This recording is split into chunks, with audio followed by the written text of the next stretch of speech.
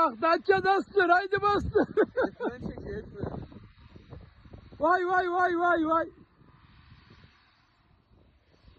Yan yan gidiyor İbrahim.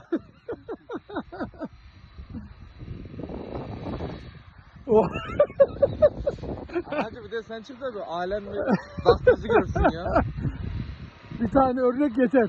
Ha!